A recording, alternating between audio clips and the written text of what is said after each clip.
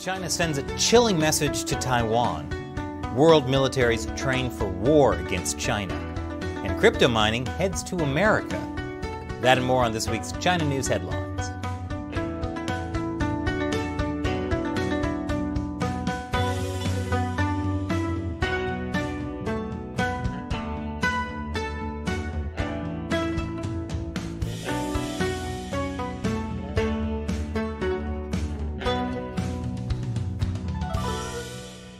Welcome to China Uncensored. I'm Chris Chappell, and this episode is sponsored by Surfshark.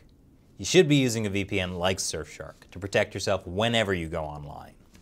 So, the Chinese Communist Party continues to escalate its threats to Taiwan.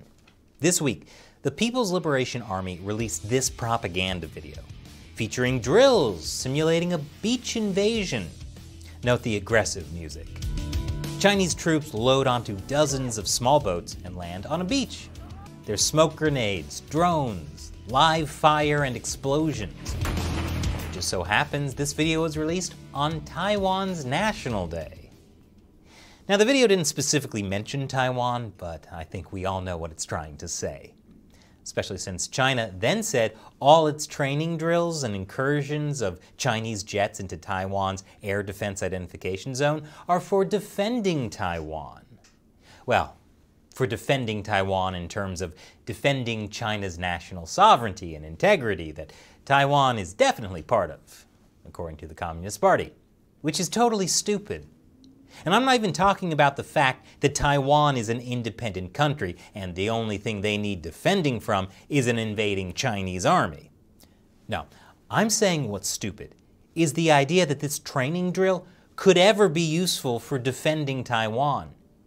It's not even good for invading Taiwan. Number one, the Taiwan Strait is about 100 miles long and it's rough waters. Number two, the northern part of Taiwan, where the capital is, doesn't have a lot of beaches. Most of it would be pretty hard to invade. The good beaches are mainly down here. But you'll notice, right smack dab in the way is the Penghu Archipelago. And since Taiwan has a bunch of long-range missile launchers there, those PLA troops had better stop and take over that first before ever going to Taiwan. In other words, the whole beach landing drill took place in Fantasyland. Actually, the drills took place in Fujian province. And even though the video was released on Monday, you can tell the drill did not happen recently because of the blue skies. Fujian is currently being affected by a tropical storm passing between Taiwan and the Philippines. So, just another top-quality propaganda video from the Chinese regime. At least this one didn't involve singing children. Don't worry, I'm not going to play the song, because it's already playing in your head anyway. But Taiwan is getting pretty fed up with the Chinese military's harassment, and they're warning of a tougher response. The Taiwanese military said, in response to the intrusions by Chinese Communist military aircraft and ships into our air defense identification zone, we will adhere to the principle of the closer they get to the island, the stronger we will hit back. I'm not entirely sure what this means, though, since Taiwan hasn't hit back at all yet.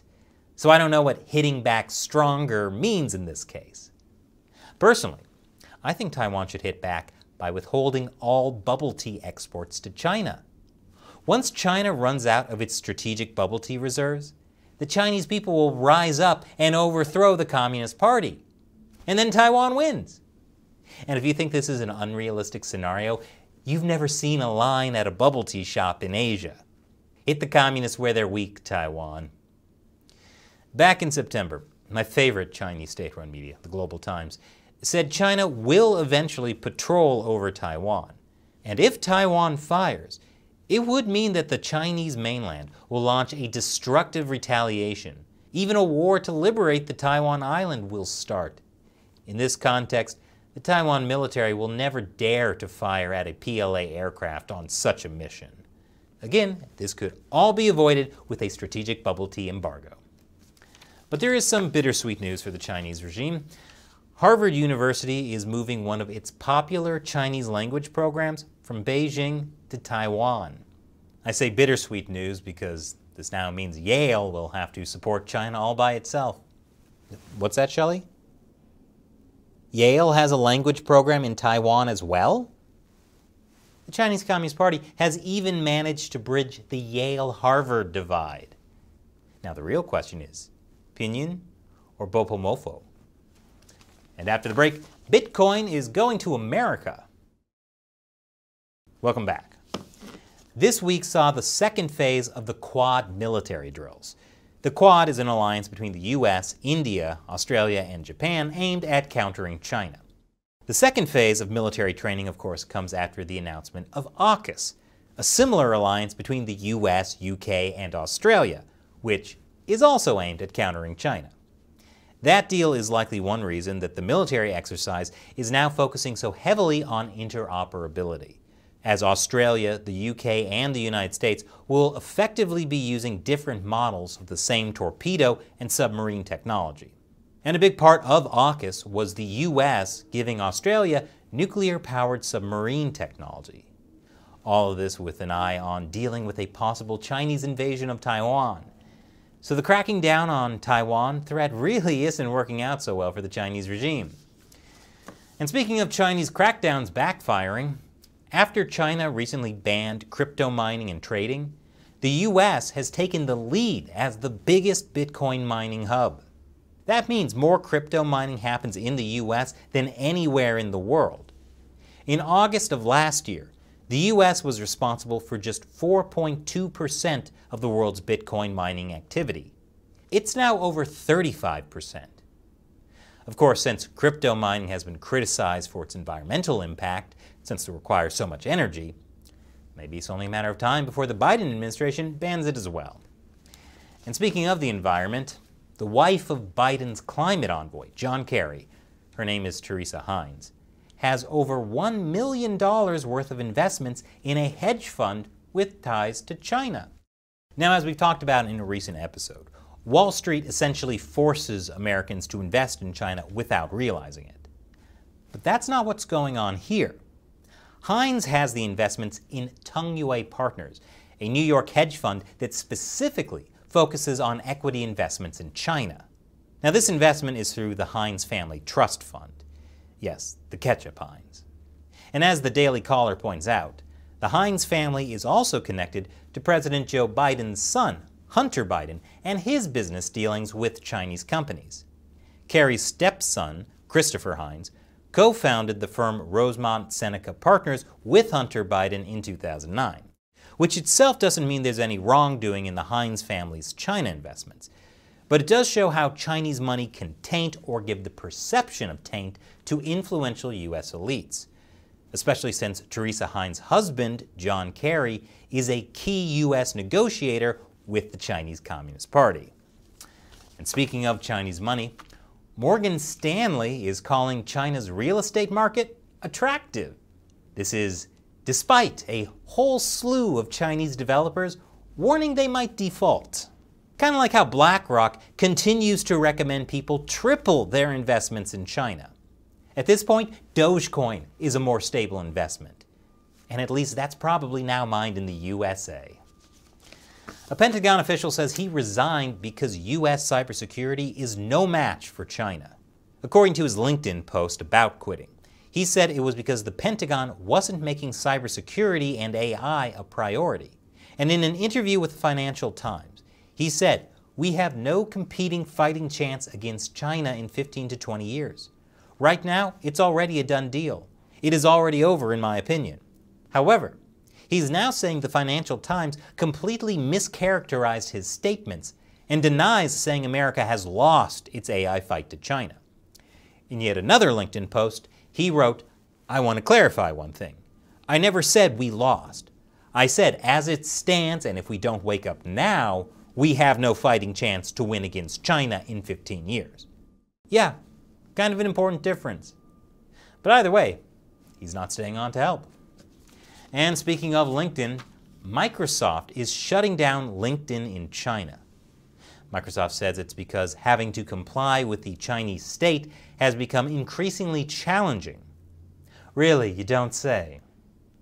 Microsoft's decision comes after they got in trouble for censoring the profiles of LinkedIn users in its China version, including users who were outside China.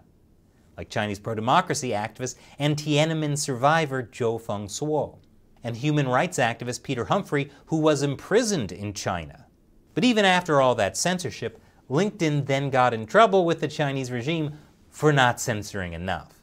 And then LinkedIn got in trouble again, this time for censoring US journalists' profiles. But if you think all this trouble is convincing Microsoft to quit the China market, don't worry, because Microsoft is starting a brand new job search website that's just for China. It's called InJobs. But don't worry, they've learned their lesson. InJobs will not include a social feed or the ability to share posts or articles. Censorship problem solved.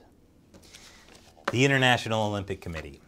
It calls itself the guardian of the Olympics and vows to build a peaceful and better world through sport.